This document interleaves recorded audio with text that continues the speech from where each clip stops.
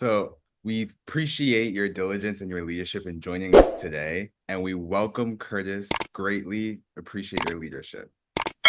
As For sure, always, man.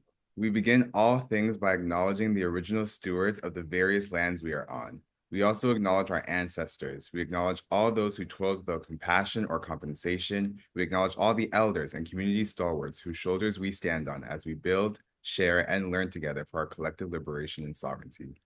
So please introduce yourself to our listeners and viewers and tell us about your remarkable work. Yeah. Oh no, no. Blessings, blessings. Always good to be here. Yeah, I'll tell you a bit more about the work I do. My name is Curtis, but everyone calls me CC. I like to go by my nickname. I grew up in Scarborough, of course, Cataraqui, and my background is I'm the co-founder and CEO of a company called Shuri and Source Code Academy. They're both one and the same. Source Code is a nonprofit, and basically they focus on closing achievement gaps in marginalized communities based on data-driven instruction. So if kids can't read and write at grade level, the goal is to support them so they can get back up to grade level. Out of that work, we realized we faced a lot of barriers. So we ended up starting a technology company out of that nonprofit because we couldn't find a technology to help our work. Yeah. So the Shuri is basically it's a tool that consolidates 100 data silos that schools have, and then we consolidate in one single source of truth. And then every teacher knows what's working, what's not working every week. Yeah. So they're able to make data-driven instructions to get the students caught up to grade level. The exciting part about the work that we do is before our work, we're starting to realize teachers don't look at the data until report cards. Yeah. So we're driving early intervention rather than delayed intervention. And my priority of the work I do is in high underserved communities. So any low-income community that has a hood, those are where we build the technology and run programs. So that's what I do on the for-profit side and the nonprofit side. And then outside of that, I do a lot of work in the community. That's remarkable. That's very remarkable. You were talking about barriers. What challenges and barriers do you face in your work, and how are you and your team working to overcome them? Yeah, there's a few. I think when you're building in either charity or nonprofit or even for profit, less than 1% of all funding in the venture capital space for profits go to Black founders, and it's similar for charities and nonprofits. So we're kind of playing in a field where the capital is very hard to get. But then even once you get the capital, which is another barrier in itself, Yeah. sometimes you're building in a certain space where the people you're working with need to understand what you're doing, but also it's very hard if they haven't built something before, Yeah. right? So on the Shuri side, essentially, we actually had to separate it from the nonprofit because we realized we need capital to grow it, and the nonprofit didn't have funding to sustain that. So we got funding from a venture capital fund called Antler, and those founders who funded us have built startups before. So their support was able to get through all the barriers that we faced as founders. Yeah. And then on the nonprofit side, my friend oversees the organization. I'm board chair now. We've noticed there's a lot of barriers because our timeline doesn't always work with measurable outcomes. So if you start work and you realize there's so much things going on in the community, loss of life of a young person, a family member getting taken by CAS, kids are struggling with food insecurity. We're an education program, but there's holistic things happening that impact the work. So Yeah. you can't get the measurable outcomes to deliver to the funders in that space, right? So I started to see the biggest barriers is patient capital is hard because we understand measurable outcomes is a big goal for all organizations, but also there's this growing pain with the actual needs of the community. Can't run an education program if kids are struggling to eat. Yeah. You know what I mean? You have to somehow find a way to partner with the organization that provides the food support so you can continue the work. Part of that, I think, on the nonprofit side, the biggest barrier is just trying to figure out things that haven't been tested before, right? We haven't had a program, especially in Canada, that starts a nonprofit that's also trying to get into the tech space, Yeah. right? It's a very different space where you're trying to build both a software and hardware solution to close achievement gaps for kids in the hood, right? So I think that's been a bit of a challenge, just finding the right partners for that project. But I think it's been exciting because we met some great partners. We have been able to partner with North Pine Foundation on a nonprofit. They gave us a lot of like hope and faith in the beginning of the process. And then us as an organization, which is cool, a lot of our team now is becoming more for-profit focused. Yeah. Let's build internal systems so we make our own money so we don't have to rely on capital. Therefore, our timeline's our timeline, right? So that's the space we've been going through in the last 6 months is the team just everyone, regardless if you're nonprofit, for-profit, build sustainable systems to fund ourselves so then we can set the goals and the timeline. And if the community needs help in a certain way, we can just make the decision. Yeah. We don't have to report to anyone on that. So that's the biggest challenge I find as well. One thing I'll highlight briefly, which is just separate from the project, it's very hard in a space as a founder. I'm a software engineer as well. When I had to connect with a partner of mine, and we had a good chat about what we were building, and I started to realize everyone has advice, which is great, but then you as a founder have to see where the advice is coming from, right? So for me, when I talked to another founder who sold 3 companies, he had a climate tech company, sold for 6 figures, and then started another climate tech company, sold for 9 figures. Like these are entrepreneurs who've scaled companies that are doing good for the planet. When they give advice, they've gone through what I've gone through. Yeah. So I can take what they're saying because they know exactly what I'm going through. Yeah. But when you talk to other people, they're like, "Oh, you should do this." I'm like, I just drove to 150 schools in person in the last 3 weeks to Mm-hmm. talk to principals one-on-one because they're stressed with emails. Mm-hmm.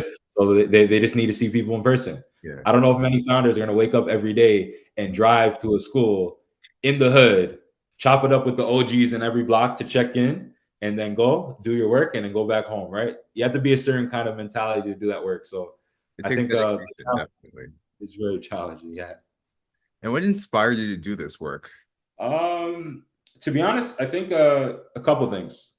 When I was in the States, a lot of my family's in Brooklyn and in LA, and it seems like a lot of the entrepreneurs that are very successful, they invest the money back into the neighborhood, buy buildings, invest in other startups that are coming up out of the neighborhood. And I was already in the tech space, but I always wanted to solve a problem that meant a lot to me. And I grew up teaching in model schools, so I taught in the hood where I grew up. So I'm very fortunate. And then when I left, I ended up becoming an instructional coach. So I was teaching teachers how to teach effectively for the future of work. So a lot of focus on data literacy and data driven instruction. And I've been everywhere: Canada, US, Brazil, public, private, charter schools. So I have a lot of experience. Did some work with Apple and Microsoft as well. And when I came back, I'm like, I have all the skill sets. I'm a software engineer. I've done sales because I grew up in the streets. So I have experience in sales and supply chain management and product development. And I'm like, you know what? I understand the community better than anyone else because I've taught in places like the favelas. I've been in places in the Bronx, in Brooklyn. I've been in South Central. I've been in a lot of areas that are very interesting. So when I came back, I looked at high priority schools, high needs communities, and a lot of the underserved communities never had tech built for our community. So I'm like, how about we build a culture responsive AI platform that can consolidate all data and enable teachers to close achievement gaps with data driven instruction? It was simple to me in my head. So then hired a guy. He leads most of the stuff right now while I focus on product and working with teachers. But my co-founder, his name is Dr. Amin Gebi, and he used to be a VP of AI and engineering at a big cloud infrastructure company in Iran. So he came here, got a PhD in algorithms, and ended up building AI models. And so we're kind of focusing on building our own culture responsive AI model that could support underserved communities. And it's been fun. It's been challenging, but what keeps me going is we're actually getting on the right track where hundreds and hundreds of teachers just in Toronto have reached out, and now we're working with eight school boards across the province on serving those underserved communities. So it's very exciting work. That is phenomenal. Absolutely phenomenal. And do you have any set of key priorities in your work right now? Key priorities. So it's tricky. Yeah, I think key priorities is 2 things. I think on the Shuri side, so the tech side, it's the source code side is the nonprofit side. Shuri is the for-profit side. So I think what we've been doing is we've been finding creative ways for both companies to generate their own revenue and fund our own initiatives. So those are kind of the key priorities right now. I think we're 3 months out from fully funding both entities ourselves. So profitable on one side, and the other one will have a operating budget that funds itself. So it doesn't really need to rely on outside capital. Yeah. So that's the main priority. And then I think the cool part of both entities is one is on the tech side and one is on the school support side. So having a team that can oversee the nonprofit that does that, and I'm able to just focus on the tech side, it's a good balance on supporting both the students in school and then the students in the community at the same time. Thank you. And what is your ultimate goal, and what does success look like to you and your colleagues? Yeah, interesting. So to be honest, my ultimate goal is unrelated to what I do, but it's connected. So I think the ultimate goal is to close achievement gaps for every hood in the world. That's kind of like the mindset of the tech company, is like go into any community, co-create a local solution for that community, close achievement gaps, and allow all those young people to participate in the future of work. So that's the tech side. The nonprofit has the exact same mission. They just work on a school-based program, so they're more people in person. But all these are leading towards something else that's a bit unrelated. So a lot of our organizations, um, we ended up partnering with 50 other community organizations to kind of bring together a social infrastructure project for Scarborough. It's been in the works for 10 years.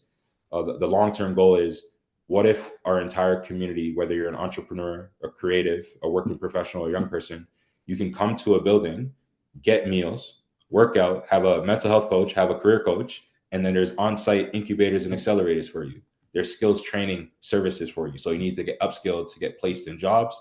There's a place for you to get jobs. If you need to do things like event space, if you need to go to a maker space and crew around in the makerspace lab or the STEM lab, like we wanted to create a playground where you can have an innovation and entrepreneurship hub that's community owned and operated in your ends, and it's accessible and affordable for members to benefit from, rather than us relying on downtown. Currently, 90% of the innovation hubs are downtown. So that doesn't make sense if Scarborough's a fourth of the city, right? So we're already boxed out from innovation. So when you look at the economic reality of how much we're earning per individual in Scarborough, we're one of the most underserved boroughs in the city. So that's kind of like the bigger goal is for a lot of entities like us who are doing good work, might be on the software or the hardware side or the program side. We need to actually start focusing on infrastructure. That's the only way to future proof our organizations, because the way gentrification happens, you get displaced. I'm originally from Regent, but we grew up in Scarborough. And when you look at my neighborhood, half our community is from Regent. And people are like, oh, why is that? Well, if you look at how gentrification and displacement works, it displaces Black and Brown communities into other areas further from when they originated.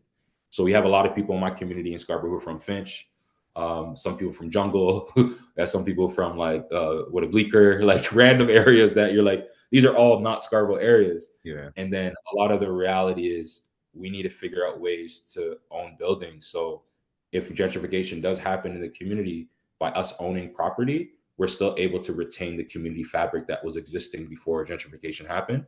And therefore that model should be scaled. We should have every hood, like Nipsey says, should have an innovation and entrepreneurship hub. Yeah. A place for people to get jobs, get work, get funding for their businesses. And then out of that, you may have entrepreneurs be like, I have enough money, I'm going to start a housing development. I have enough money, I'm going to start my own VC fund.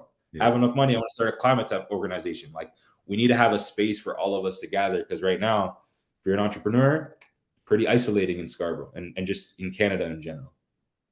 And what does success look like to you? Success. Who? Um,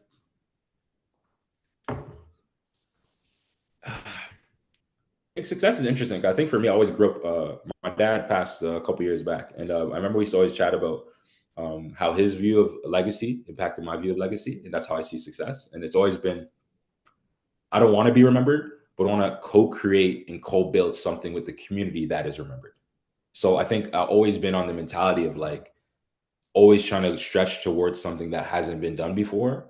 I haven't really been in areas in Canada where you see local people from the hood bring a whole bunch of people together and start to see if they can co-build something that can get community land trust, which means indefinitely the building will stay in the community in perpetuity. You know, like I never had that kind of success before. So I think as I grew up with my dad, he just always said like, yeah, the accolades, about to go into CFL. I got injured. I rode across to Canada. I came up with the world's first augmented reality memoir. Like, I don't care about those things. Those things are nice. Don't get me wrong. But I've always been focusing on what are you doing for the community, not what are you doing for the brand. Yeah. So that's kind of what my main focus is. Success is continue to do what we're doing. Try to build local solutions that the community owns and operates. And then from there, see if we can make the next step to start, franchising community land trust. I remember I talked to old boy about that. That would be so crazy if you could see a McDonald's model, but a social purpose organization owns real estate all around every hood. And then we see local community, doesn't matter where you are, pop the trunk, start a company, get funded from your own people, right? Different. That is definitely the vision. That is definitely the vision. Yeah. Do you have any closing thoughts or calls to action? A bit separate. I think Canadians need to stop funding just program. And I'll give you an example. Funding program is great, but when I'm in the States in Brooklyn, where my family's from, has some family in South Central as well. They have a lot of people who fund infrastructure, a lot of people who fund startups, and a lot of people who fund program. And I find like when I'm down there, it's like it's normal for people to have an idea to be like, yo, let's buy that building, turn it into an innovation hub for the community owned and operated. That's normal conversation. Over here, what's more normal is program funding, which is nothing wrong with that. Program funding helped us get to where we are. But long term, program funding is not going to get us to the place where we start owning infrastructure for social purpose reasons. So I think the big call to action, I think, for a lot of people is just trying to look at ways people who fund program, people who fund capital projects, so capital grants for buildings, and then people who fund strategy. We need to all be sitting at the same table so we can collab on an opportunity to bring more social purpose infrastructure to light. Because what we're seeing right now is the city's up for sale, and the only people who have capital right now are developers. So developers are just going to buy up the whole city unless there's a strategy from community-based organizations to be like, okay, we have to do something beyond program because we might run out of space where a program can operate now. You know what I mean? Because now those are going to be way below or way above market rate, for instance. So that's one option. I think another call to action would be just on the tech side. I think you have people from underserved communities that I've been meeting that have 6-7 figure companies, sometimes 8-figure companies, and are struggling to raise capital. But then you have someone from not an underserved community, has no revenue, has a pitch deck, and can raise capital. So you're starting to see the discrepancy. It's like it doesn't matter if you're successful and you're hitting all the profitability markers as an entrepreneur. It's still very difficult to raise capital. So we have to get into a space where we start to see good business is just good business, and you should fund good business rather than having barriers like race, class, gender, ability. These barriers are starting to impact how people can get funded, and we see it a lot not only with racial barriers, but we see a lot with women entrepreneurs aren't getting a fair shake, and they should. And in my opinion, some of the best entrepreneurs in the world right now are all women. If you look at how they run their companies, lean builds, great decisions, great scaling, know how to talk to investors, stakeholders. A lot of the inspiration I get is from female entrepreneurs in this space. So that will be my call to action. Yeah, thank you so much. And do you have any inspirational words for all the leaders out there watching this? Oh, inspirational words. It could be a phrase, anything, anything. um, let me see. For all the listeners, I remember they probably don't listen to all this, but you can kill a revolutionary, but you can't kill the revolution. And I think a lot of people listening to this come from so many different walks of life where they never heard of Fred Hampton. And I think if they start understanding the way Fred Hampton was moving, they'll start seeing the urgency behind why Nipsey Hussle, someone like a Nipsey Hussle, should be more talked about than someone who's just a gamer. And I have a lot of friends who are gamers and YouTube streamers on Twitch or whatever. They're all great. But it's crazy how some of the greatest revolutionaries, and I call it Nipsey Hussle revolution as well as Fred Hampton, these people aren't household names yet. Mm-hmm. So I think my kind of like, I guess, words with everyone listening is look up Nipsey Hussle's life story from when he started from the jump and Fred Hampton's story when he started from the jump, and you'll start to realize what the real mission is and what the real ROI and KPI should be. And that should be around revolution, not on just hitting metrics. Yeah. Well, thank you so much. We appreciate your time and remarkable leadership. And we close the way we began this interview by acknowledging all the original stewards of the various lands we are on. We also acknowledge our ancestors. We acknowledge all those who toiled without compassion or compensation. We acknowledge all the elders and community stalwarts whose shoulders we stand on as we build, share, and learn together for our collective liberation and sovereignty. Thank you so, so much. With gratitude, brother.